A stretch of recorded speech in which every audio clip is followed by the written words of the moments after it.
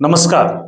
मधेश खबर और रातों पाना ऑनलाइन के चुनावी चर्चा पे रउआ के स्वागत करत बानी हम क्रांति शाह। खासकर चुनावी चर्चा में हमनी बैसाख 30 गते होके जा रहल स्थानीय तह के जे चुनाव बा वो चुनाव से ही केंद्रित बातचीत करत आ रहल मानी के। खासकर चुनावी चर्चा में आजो हमनी संगे बानी वीरगंज महानगर पालिका के मेयर में नेकपा एमाले के उम्मीदवार एवं निवर्तमान मेयर विजय कुमार सरावगी जी। सबसे पहले सराव जी अपने के कार्यक्रम में स्वागत बा। धन्यवाद जी। वह सोशल मीडिया में आज दो चार गो फोटो बहुत वायरल भइल बा। वो फोटो में का देखाल गइल बा, रउआ चुनाव जीते के खातिर घर में 5-7 गो तांत्रिक लोग के बुला के और वहां राजेश मान सिंह जी के मुखौटा रख के ऊपर भस्म छिटा रहल बानी, तंत्र मंत्र पढ़वा रहल बानी। ई का है बताई तो। इधर जो फोटो रख ले वो लोग जाने जी। आज हमने के ना एगो फोटो तो हुआ वानी राउत परिवार सब परिवार से तुम पूजा पाठ के फोटो बा। वो तो हमने के गायत्री चला था 1 महीना से 24 लाख गायत्री हमने के करत हनी। वो भी कोई अपना वास्ते खाली ना होला, जन कल्याण वास्ते होला, राष्ट्र के कल्याण वास्ते होला। ना बुझे वाला आदमी कोई ना बुझे, लेकिन बुझे वाला आदमी बुझता। हमने के एक प्रण ले ले बानी कि 4 गो पुनश्चन 24 लाख के गायत्री के करावल जाए। आज तीसरा पुनश्चन हमने के कंप्लीट भइल बा। आज अशोक वैद्य जी जो हमने के गायत्री शक्तिपीठ के अध्यक्ष बानी उनकरे अतिथ्य में हमने के कार्यक्रम भइल बा। और आज 16 जना विद्वान पंडित लोग आज 1 महीना से गायत्री पूजा में हमने के लागल रह 24 लाख मंत्र में। ये एगो ऐसा चीज बा कि विशेषकर धार्मिक से बेसी हमने के गुरुदेव के बोलल बा कि गायत्री हमारा मंदिर में मत पूजा, गायत्री के हवन कर, गायत्री के मंत्र कर। जी देखिए, पूजा पाठ के हमनी कोनो टिप्पणी आलोचना नहीं करते। जब जब चुनाव आवला तब तब ये गायत्री मंत्र कहीं विभिन्न किस्म के पूजा पाठ तांत्रिक पंडित लोग के बुला के रहुआ 5, 7, 8, 10 दिन करवाओ उतरनी। अगला चुनाव में भी रहुआ करेनी, अभी भी करा रहल बानी। एकर मतलब चुनाव देवी देवता लोग या पूजा पाठ कैला से जिताई लोग या जनता वोट देके जिताई। ऐसा मत देखिए, ये चीज आस्था के चीज बा जी।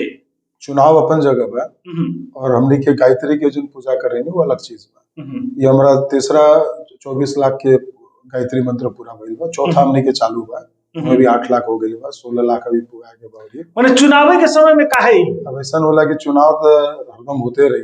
ये चीज हमने के 4.5-5 बरस से करते आवता जी। ये आजे नहीं के होकर जेकरा नहीं के मालूम वो लोग ना समझेला चीज के। और गायत्री के शक्ति रवा के मालूम है, बीच में अश्वमेध यज्ञ भी करवाए रही। लेकिन चुनावे के लक्षित करके ये पूजा बा या पूजा पाठ बा ऐसा बात नहीं के। जो ढंग से वो निकालने वालों फेसबुक में एकदम ही गलत चीज निकालने बा। और ये तो वास्तव में विपक्षी दल के एक नेता तक कि हम लोग कहने में हंसी लगता। सरावगी जी चुनाव जिताओ के खातिर रात के शमशान घाट में जाते मुर्दा भट्टी में और वहाँ राजेश मान जी के मुखौटा बना के आ तीर से मारता नहीं हुआ के किला ठोकता नहीं। ऐसा वो जनता के बेवकूफ बनाए वास्ते ये लोग बहुत सारा प्रोपेगेंडा कर ले बा। कभी बोलेला 50 करोड़ रुपया कुमारी बैंक में बा। हाँ। जबकि कुमारी बैंक में वो हमारा खाता तक नहीं के। वो कुछ ना लागल तो फिर बोल देता लोग कि विदेशे में बा, इंडिया में बा। थोड़ा दिन के बाद आएगी स्विस बैंक में भी बांटे। अब ये एक नया प्रोपेगेंडा कहाँ से इंटरनेट से फोटो डाल के बना के डाल ले बा। ये सब देखिए, ये सब झूठ और फरेब के राजनीति लोग करे लो। ऐसे ही हो रहा है। जनता इतना बेवकूफ नहीं के कि ना पूछे ना। मतलब कोई जाई कहीं तो फोटो तो हुई ना, कुछ तो हुई ना। कहीं कहीं के फोटो डाल के पूजा पाठ की फोटो डाल के बस दिखा दे बा कि बस एक आधा कौन को भी देख ले रही हम कहाँ से डाल मुकुंडा डाल। हाँ, तो ये सब का बा कि कहीं भी इंटरनेट में मिल जाला। ये सब झूठा आदमी लोग कहीं भी ना मिली। जो आदमी से लोग लिखे ले बा ओकर मोबाइल में भी बुला के देखनी है। ये लोग क्या कर ले बा इंस्ट्रक्शन दे ले बा कि सारा फोटो भेज के तो निकल डाला फोटो में ऐसा ऐसा प्रचार करो बोल के। वो आदमी को बुला के पूछ नहीं तेरा कौन बोल लगा तो माननीय प्रदीप यादव के नाम दे लगा। ये ढंग से छुछरा राजनीति फोटो हुआ रौरे घर से मिल बा रौरे आदमी दे लेबा। हमरा फोटो हमारे घर से लिखे गए।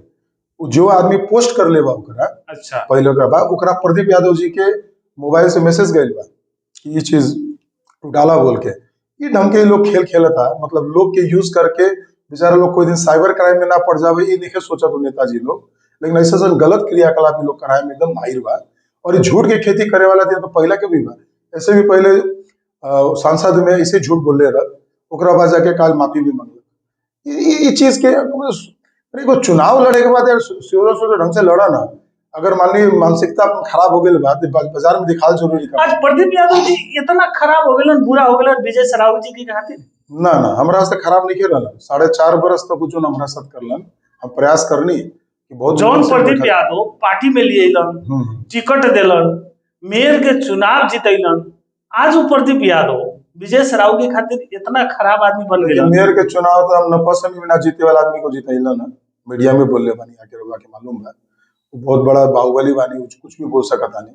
उनका का लागेला कि पूरा संसार वो चलावता रहे, संसार के मालिक वो नहीं खान, उनका समझे के चाहिए जो हम बात बोलता नहीं, केकरा वास्ते बोलता नहीं, काहे बोलता नहीं, केकरा मन में का भावना जाए ना जाए, ये लोग के कोई शब्द के चयन भी ना आवेला, जो पावेला वो बोलेला लोग। ये हारल मानसिकता के उपज है और ये बोलत रही लोग। 4.5 वर्ष तक हम ये मेयर बड़ा निमन रहा लोग के वास्ते, लेकिन मीडिया में तो बहुत बार वो अपना चर्चा में आई नहीं, विरोधाभास के बात कर करके।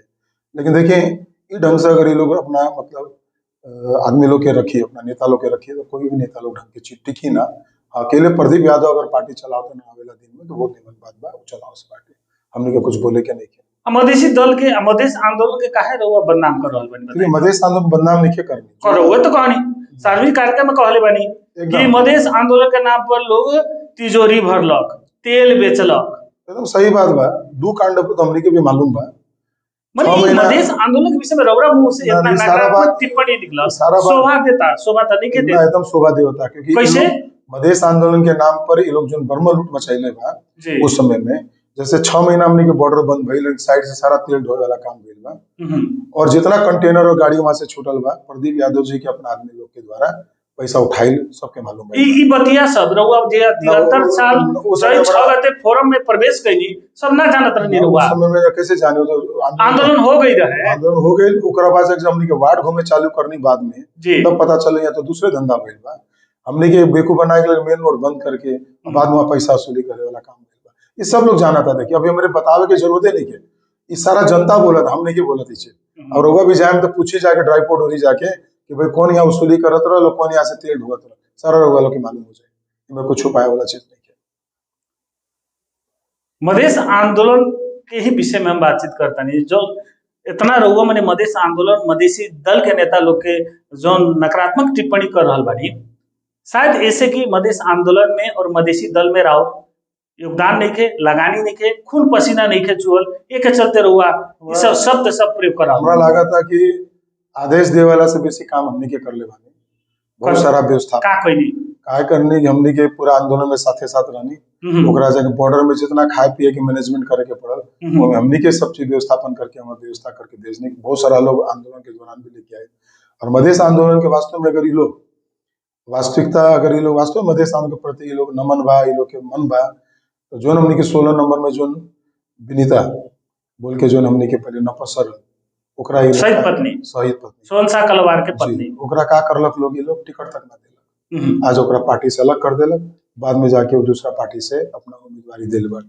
कहे का मतलब का बा कि विजय सरावगी कम से कम 4 गो शहीद पत्नी के लिए जाके नौकरी तो दिलक नगर पालिका में, लेकिन ये लोग एक ठो वार्ड के सदस्य के भी लोग टिकट ना दे सकल शहीद पत्नी के, इससे बड़ा निकृष्ट काम ये लोग का कर सकता। मधेश आंदोलन प्रति के मधेश के जो शहीद भइल लोग के प्रति लोग काफी करके देवल बा, ये लोग देखिए ना खाली मधेश आंदोलन गलत रहे कि मधेसी नेता लोग गलत बा? ना, मधेश आंदोलन सही रहल।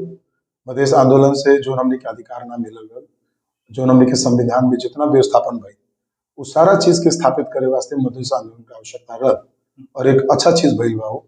लेकिन वो मधेश आंदोलन के जग पर रह के खाली अपना फायदा देखे वाला लोग जन बा, वो हमने के मुख्यमंत्री जी के देखी, बीरगंज के कोई मतलब नहीं के, उनका संघीय सांसद लोग के देखी कोई मतलब नहीं के। आज भी वो मेन रोड के वास्ते रोज हमारा गाली सुने के पड़ता, जब कोई टेंडर भइल, टेंडर रुकवाए वाला कौन बा, काहे ना टेंडर अवार्ड करलक कि मेतरी पुल से लेके गंडक तक टेंडर के काम हो जाए। आज विजय सरावगी की गाली देवता लोग, वो मेन टीआरपी रोड बा, हम घंटाघर से पश्चिम के जो रोड बनैनी है रोआ के पावर चौक तक, वो रोड के बनाते समय में सड़क विभाग से आपत्ति आई, चिट्ठी आई कि इस सड़क रउआ लोग के जुडिक्शन में नहीं खे, रउआ लोग काहे बनावता नहीं।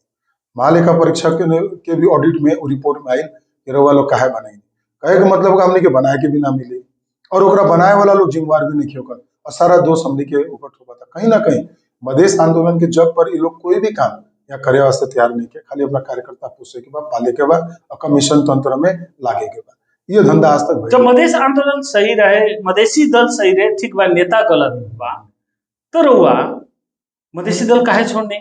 मधेसी दल छोड़े के कारण और जकरा के मधेश विरोधी पार्टी कहत रहे एमाले, ओकरा मधेश के जनता अपने के पार्टी के ओकरा के नेता लोग आज उ पार्टी रहो खातिर प्यारा हो गइल बा।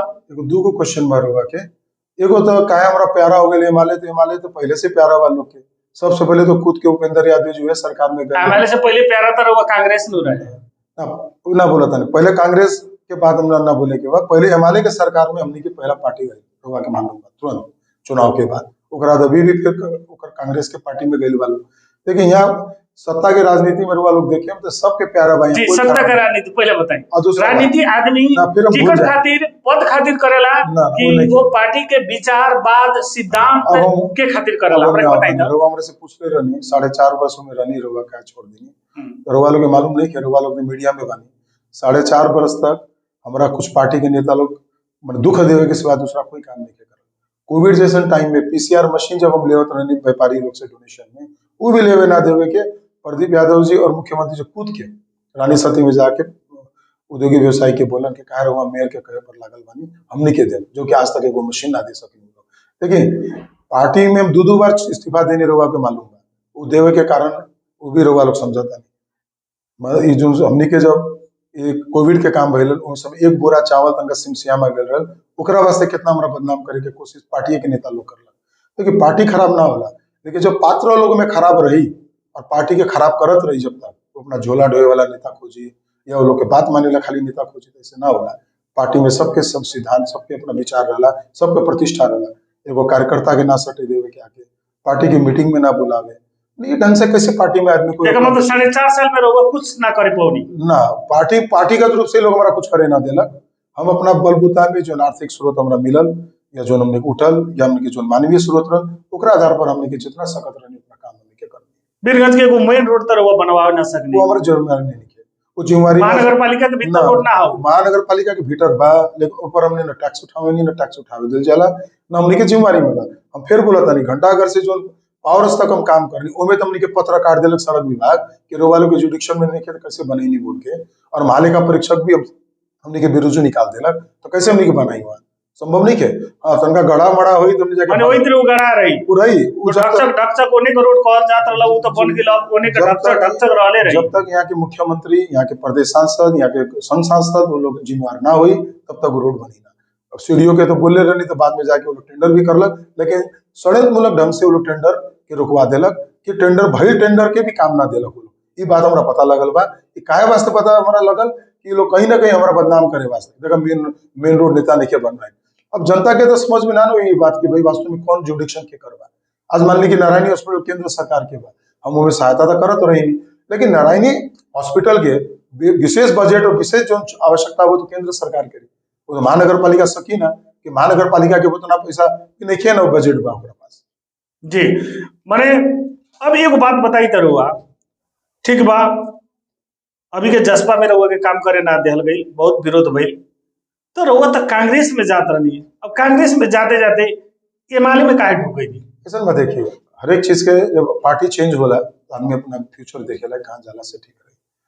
हमारा कांग्रेस के भी साथी लोग से बात हुई, गलत जवाब रहा नहीं के ना अपन फ्यूचर के खातिर आदमी पार्टी में लागेला ना, ये पार्टी में लागेला आदमी विचार सिद्धांत बात मूल्य मान्यता के खातिर। शब्द के वास्ते ना पकड़ी कि फ्यूचर बोलने से कहाँ अपना राजनीतिक रूप से संरक्षण रही, कहाँ जाके इज्जत मिली। हमने के राजनीति में लगे कि कोई दूसरा कारण ना, खाली इज्जत वास्ते लागले कि कम से कम जहाँ जाए हमने के पहले छोटा समाज सेवा करे तो बड़ा समाज सेवा करल जाए बोल के, तो वहाँ हमने के फ्यूचर के एकदम खराब करके लोग रख दे रहे ये वास्ते।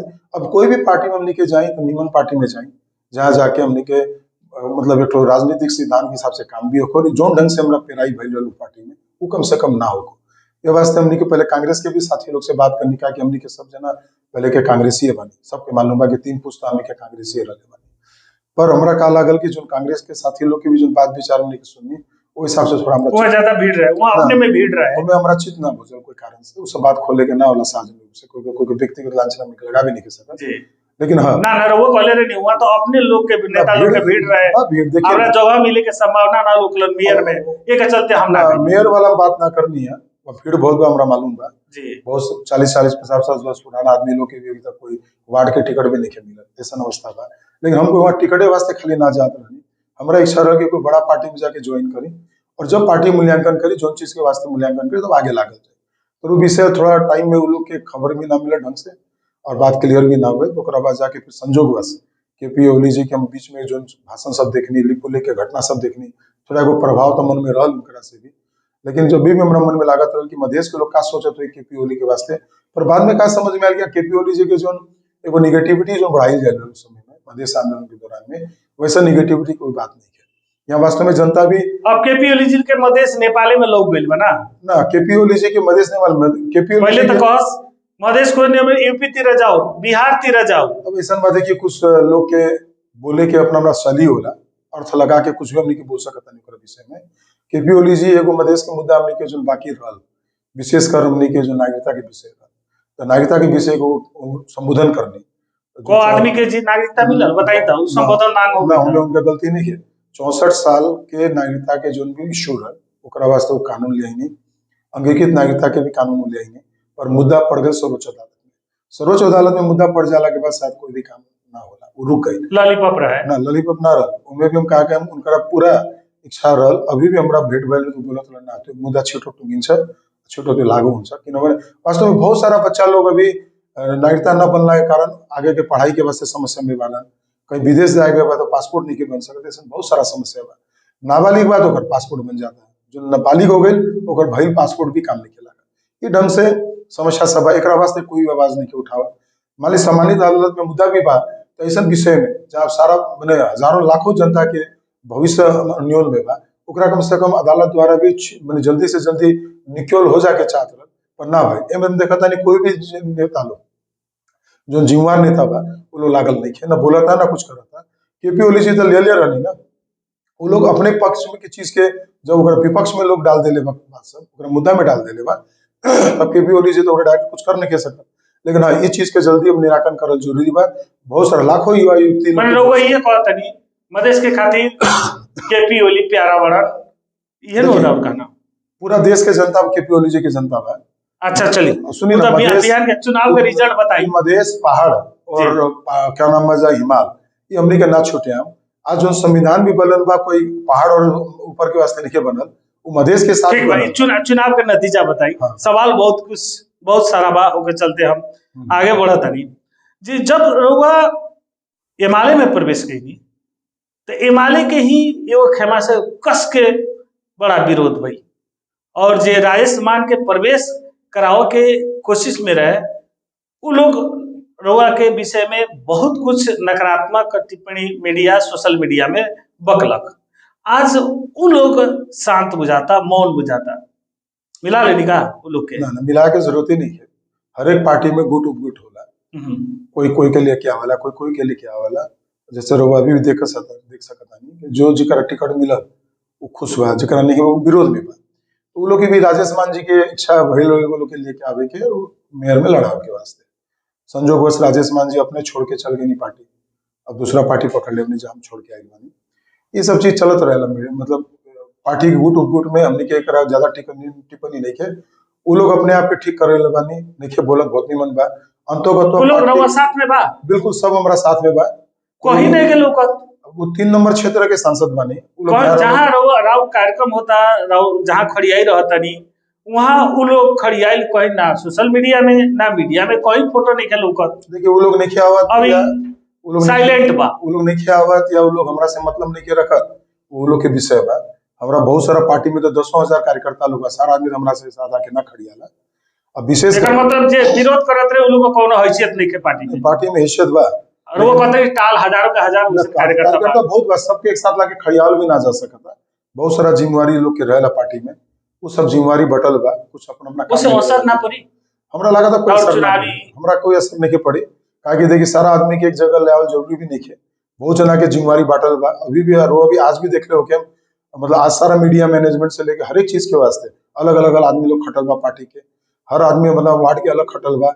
हो सकता है वो लोगों में लागल हुई, अब हमने के सब पता ना पड़ेला। चुनावी परिचालन समिति के जो हमने के आदरणीय कमरेड बानी अरविंद सिंह जी उनकर जिम्मेवारी की चीज बा, केकरा का खटाए के बा, कैसे खटाए के बा, वो उम्मीदवार लोग के वो सबसे लेन देन ना होला।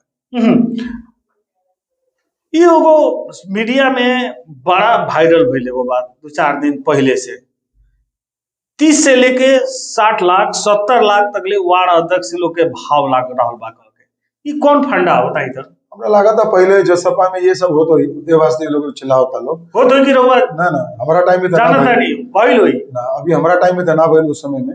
जी हमारा निकलला के बाद शायद ये व्यापार में लोग लागल हुई। हमने के 1 रुपया भी कोई भी साथी लोग के न दिले बानी न लेले बानी।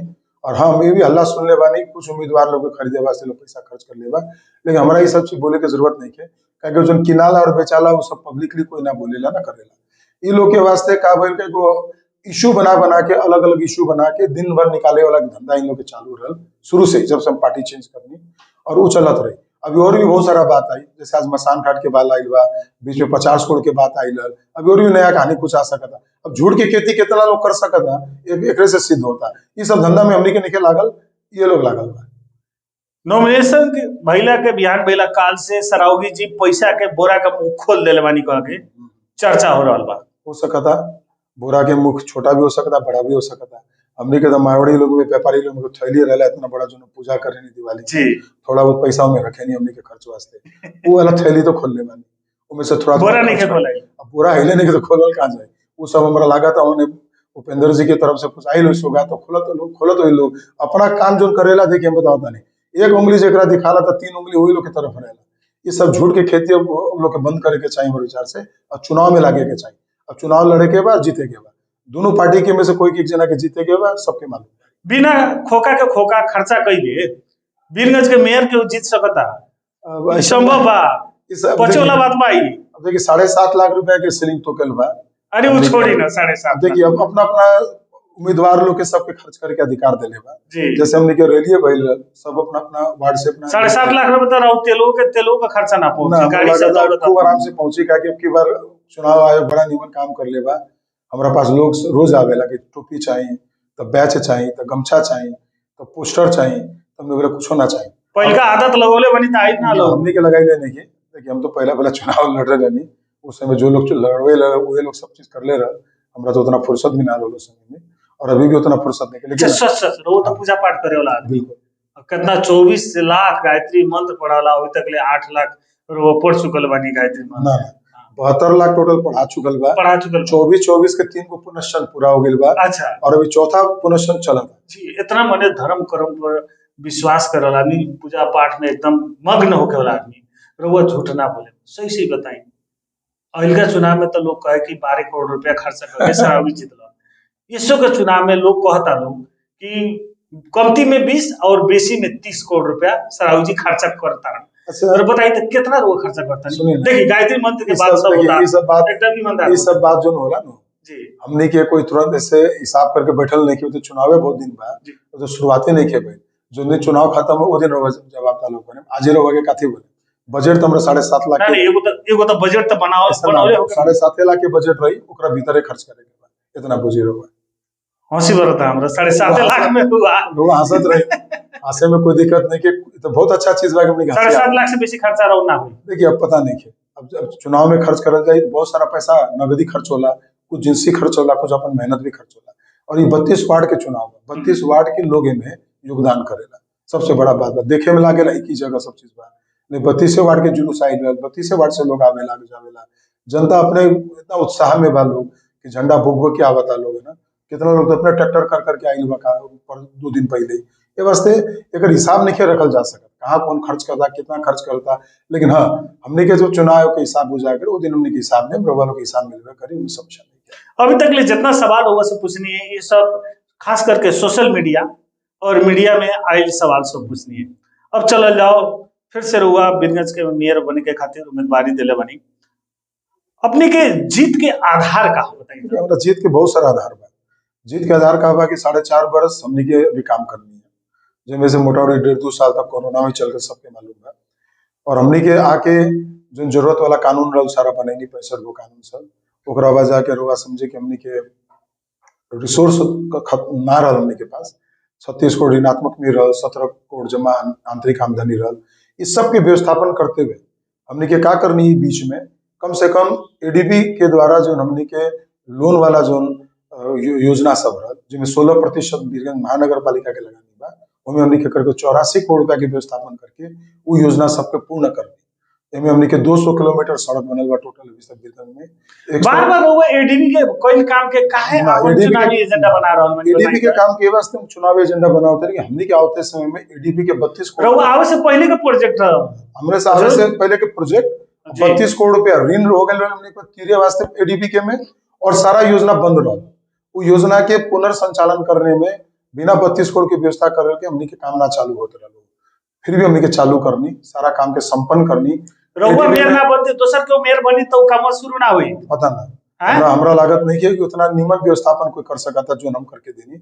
ओकरा हमने के बस स्टैंड के योजना पूरा करनी हमने के लैंडफिल साइट पूरा भइल ग्रीन हॉस्पिटल वेस्ट मैनेजमेंट के साइट पूरा भइल एसटीपी प्लांट के साइट पूरा करनी हमने के 24 करोड़ के हमने के रहुआ के जो हमने के उजालो बीरगंज का अभियान बा ओकरा हमने के पूरा कर ले बानी। और भूखा लाइट कहता नहीं ना भूखा को लाइट नहीं के कोई 10-5 लाइट बिगड़त रही बनत रही ये सब हवादारी कितना दिन में बिगड़ जाए लगाओ कितना दिन में बिगड़ जाए हवा चली तो एक तो कहता नहीं तारे में कार्बन हो जाला कितना बार कुछ कनेक्शन लूज हो जाला ई तो कितना विपक्षी लोग कहता कि कमीशन के चक्कर में चाइनीज लाइट लिया के लगा देले बानी मेयर साहब। सुनिए हमने के विपक्षी लोग कुछ ना बोली तो काथी बोली कुछ एजेंडा और हइले नहीं के करल कामे पर तो बोली बिचरा लो कुछ एजेंडा नहीं के लोग के पास दिन भर हथकड़ी लगा के बात करेला दिन भर कभी कुछ बोलेला कुछ वो सब कोई उपाय नहीं है। विपक्षी लोग के बोले के देवे के चाहिए जनता मूल्यांकन करी कि विपक्षी सही बोला था कि गलत बोला था। रहुआ जाके एक बार घूम के आई गाँव में कौन ढंग से लाइट लागल कितना लोग खुश बा। शुरुआत में जो लाइन लागल में कॉपर वायर और अल्यूमिनियम वायर के जो प्राविधिक एक त्रुटि जो हमने के जो ठेकेदार करलक उ सुचियावा था उस सुचियावा के बाद वो भी प्रॉब्लम सॉल्व रही।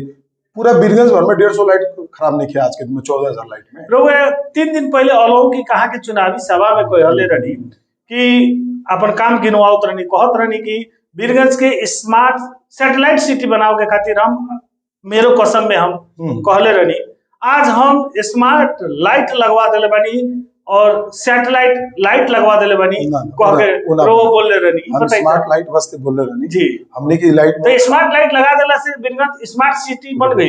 एक ही दिन में तो स्मार्ट आदमी बनी ना धीरे धीरे बनावे के पड़ी क्योंकि एक बार में पैसा तो रोम जैसन और अमेरिका जैसन दिया ही ना यहाँ तो धीरे धीरे पैसा मिली केंद्र प्रदेश दी ना हमने के जो साधन जुटी उतने से ना काम करल जाए। हाँ बीरगंज के खाका तैयार बा एकदम जो हमने के जो पूछ रहे नहीं कि काथी हमार मतलब आधार जीत के आधार अभी हमने के जो टाउन प्लानिंग नया जो सोचल बानी बीरगंज वास्ते लैंड पूल करके हमने के आईसीपी और आईसीडी के सामने में जो सरे बा वो सरे के हमने के जगह अधिग्रहण करे के प्लानिंग में चल गए बानी लैंड पूल करे के ओकर अब मोटा मोटी काम होता और ओकरा बाद जाके तब के जो सिरसिया के कॉरिडोर हम शुरू से जो बात करत रहे हमरा केंद्र सरकार उनको मदद ना करल लास्ट में जाके हम जब लिखा पढ़ी कर ले बने तो अब वो लोग एडीबी के द्वारा 1200 करोड़ हमने की योजना ले के प्रयास कर ले रही वो कार्यक्रम सफलता अंत के तरफ हमने आगे बनी जल्दी एक टीपीआर बनी और ये हमने के अब आए वाला टेन्योर में जैसे बागमती कॉरिडोर बनल बा वैसे सिरसिया कॉरिडोर बने पर सिरसिया कॉरिडोर बनी बोल के बोलना से खाली सजिलो नहीं के दोनों ओर से अतिक्रमण रो सिरसिया नदी में दोनों ओर पूरा पार्क बना के बीच में नाव चलवाइए देनी ठीक बा नाला बना के बा और सड़क बना के हां वो बनवाइए देनी और बड़का बीपी उद्यान में 125 करोड़ के बड़का सभा हल सहित के पार्क बनवाइए देनी। अब रउआ सुने ना जवाब ना सुनी कसला से ना हुई क्रांति ना सुनी रउआ लोग की आदत का हो गई बन गई पार्क बन गई सुनी तो हमर बात सिरसिया में नाव चलता रउआ कुछ पता लगा सर करता ना तो रउआ लोग पत्रकार वाली कोई बुझले वाली काहे रुकल बा तो बताइए वहां जनता कारण ना जनता कारण जनता रिजल्ट खोजेला कौन कर लेबा मुद्दा जनते ना कर लेबा आज बीपी उद्यान का रुकल बा जनता के मुद्दा के कारण रुकल बा ठीक बा और जोन हमनी के का नाम बा सिरसिया नदी के काम बा सिरसिया नदी के काम सजिलो काम बा आज 800-900 करोड़ रुपया खर्च हो गए बागमती में दिलक नु सरकार निकाल के आज सिरसिया नदी के पैसा काहे नहीं के देव जब उतना पैसा ना बीरगंज महानगर पालिका के स्रोत रहे था ओकरा बोलनी काहे बताई खाली सारा चीज जो बोला जाला बीरगंज महानगर पालिका बनाई आज बीरगंज महानगर पालिका के जो स्पेसिफिकेशन बा महानगर पालिका के बोमोजी में 4000 करोड़ रुपया चाहिए बनाए वास्ते का बीरगंज महानगर पालिका बना ली संभव बा जोन सरकार ओकरा महानगर पालिका घोषित करल ओकरा बना के देवे के पड़ी जैसे भरतपुर के बनाई आज 1200 करोड़ रुपया भरतपुर के एक्स्ट्रा ना देला तो यहाँ काहे ना देला काहे यहाँ लगाने नहीं करे के नेपाल सरकार के प्रदेश सरकार के समस्या बात देखिए क्रांति जी हमने के यहाँ दोस्त मेयर के देवल सा नहीं काल हमने के अगर बेसिक कर थोप दी जनता के ऊपर कि सारा चीज बनाए के बाद कर जनता कर देवे की स्थिति में बा। 2 वर्ष तो हमनी के कोविड में अभी इतना बढ़ा देले बनी लेके कर बढ़ा। की जनता जनता आज पूरा भी- नाखुश बा। आज भी हम ठोकुआ बोला तानी 6 गो महानगर पालिका के कर के दायरा ले आई, सबसे कम कर बीरगंज के बा। अच्छा बताई तो वीरगंज के जो मेन रोडवा बा 25-25 मीटर बने खातिर सरकार निर्णय कर दिलक और रउआ जब मेयर जीतनी तो ओकरा के रोकवा दे।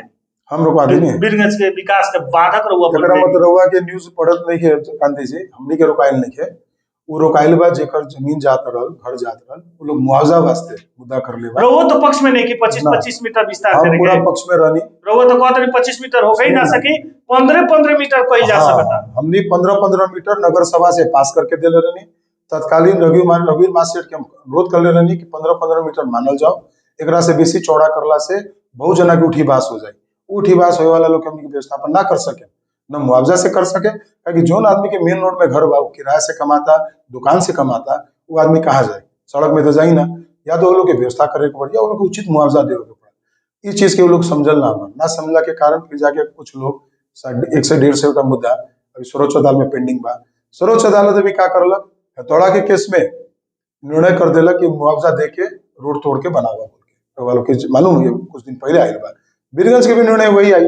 तो नेपाल सरकार अगर मुद्दा मामला खत्म हो जाता है, अब मुआवजा देता तो काहे ना तोड़ी। हम अपने आगे के घर जोन बा 25 मीटर में पड़ी बोल के आज से 2 साल पहले हम खाली करके बैठल बा कि चलो अभी जोन दिन पड़ी उस दिन खाली करल जाए। बहुत सारा लोग के दिमाग में बा कि हमनी के खाली करे के पड़ी, तोड़े के पड़ी, मुआवजा खो जाता। 25-25 मीटर तोड़ल जरूरी बा तोड़ाई ना। की 15-15 मीटर। वीरगंज के वास्ते आज के दिन में घंटाघर तक तो जोड़े के जरूरत ही नहीं है, क्योंकि ऑलरेडी वहाँ 4 लेन सड़क बा।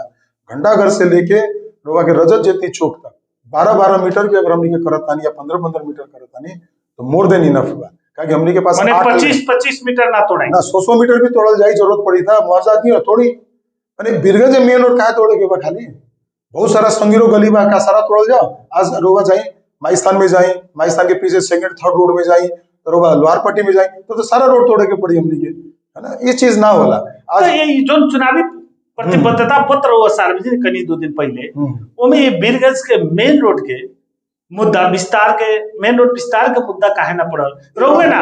और उम्मीदवार लोग भी वीरगंज के मेन रोड के विस्तार के मुद्दा अपन चुनावी प्रतिबद्धता पत्र में चुनावी एजेंडा में एकर मतलब आदर्श नगर क्षेत्र जे बा यहाँ से घंटाघर से लेकर वो कहीं ना बिरता तक ले छपकैया तक ले सबके उके वोट बैंक बा। एक के चलते केहू उम्मीदवार चुनावी एजेंडा में ये मुद्दा नहीं रखता। अब मुद्दा रखे की जरूरत नहीं है।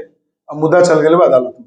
अगर अदालत निर्णय कर देता कि मुआवजा दे के तोड़े के बाद बिना मुआवजा तोड़े के बाद हमरा लागत है ओकरा बात की समस्या नहीं है क्रांति जी। और एक चुनावी मुद्दा बनावल भी जरूरी नहीं।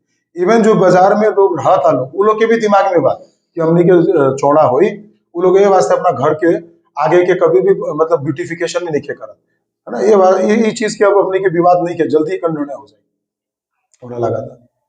5 पार्टी के गठबंधन बा। वीरगंज महानगर के सवाल कहल जाओ तो 4 पार्टी कांग्रेस जसपा जो जीतल पार्टी 1 नंबर जीतल महानगर में, 2 नंबर के कांग्रेस, ओकरा बाद माओवादी, ओकरा बाद नेकपा, 4 पार्टी के गठबंधन बा। और रउआ लोसपा से गठबंधन कैले बानी। कहाँ 4 गो आ कहाँ 2 गो। ई देखला पर अभी कहता लोग कि विजय सरावगी के पलरा नीचे गिर रहल बा। तो ठीक बा, का कहें रउआ? जनता तो बाद में वोट से मूल्यांकन कर देगा। खाली पार्टी के गठबंधन से खाली हो जाला। पार्टी के गठबंधन में उम्मीदवार के चेहरा भी देखल जाला, पहला बात। दूसरा नंबर पार्टी लोग नीति देखल जाला, साझा घोषणा पत्र देखल जाला, आए वाला टाइम में कौन सरकार में जाए वाला वो भी देखल जाला। अभी आए वाला चुनाव में रोवा देखे नेकपा एमएलए के सरकार प्रदेश और केंद्र दोनों में बनी। हमरा पूर्ण पहले वीरगंज में ना बनवाई, वीरगंज में तो बनले बा, उनमें तो कुछ प्रतिस्पर्धा भी नहीं किया कोई। हमरा आज बोल देता नहीं रोवा के अब कितना हजार वोट के अंतर से रोवा। देखिए हमरा तो लगा था 10,000 से ऊपर वोट आई। राउंड वोट कितना आई लगभग वो उतना ना बोल सके, लेकिन 10,000 बेसी आई इतना मन मालूम है। ठीक बा, वो रोवा देखा जाए ना आगे। अगिल का चुनाव 2000 वोट का अंतर से जीता रही। 2200 वोट 2200 माने वो 2000 पहला पटक भी वोट रहल, उनमें बहुत सारा उम्मीदवार रहल जी। काहे उनमें 5-6 ऐसो माने रहुआ 10,000 का अंतर से जीते। एमे तो देखिए वास्ते 18 उम्मीदवार दिखा था। एक खास देखल जाए तो हमने के 2 गो गठबंधन के लड़ाई बा, बाकी नहीं के दिखा था हमारे कुछ रासमान से ही लड़ाई बराओ। अब लगा था देखे में तो पूर्व मेयर गोपाल गिरी के सुपुत्र गिरीश गिरी लड़ल माने वो सर हुआ नाफा बाकी घाटा बा। ये तो हमारा बाद में पता चली गजब बात बा। ये सब बात बोलल ज्यादा जरूरत नहीं रहुआ आंकड़ा ना मिला हो तो हम बैठा हो तो के है। सारा आंकड़ा मिला था। हम तो चाहता नहीं कि गोपाल गिरी के लड़का अगर हमरा पहला बोलते कि हमरा चुनाव लड़े के बाद हम अपना जगह उनकर खड़ा कर देते, काहे कि वो आदमी डिजर्व भी करेला, बहुत आदमी पढ़ल लिखल बा, सब चीज बा, लेकिन इतना अंतिम में आइल बा क्योंकि जनता से भेजल जरूरी होला। हम जब भी हम बोले नहीं अपना भाषण में भी कि हमरा से निमन उपयुक्त उम्मीदवार आई ओकरा आगल से इस साल ई बार के चुनाव पहले ही आई रहतन तो उनके एकदम सपोर्ट हमरा फुल सपोर्ट रही उनकरा, काहे हमनी के खोजत रहनी कोई निमन कैंडिडेट हो।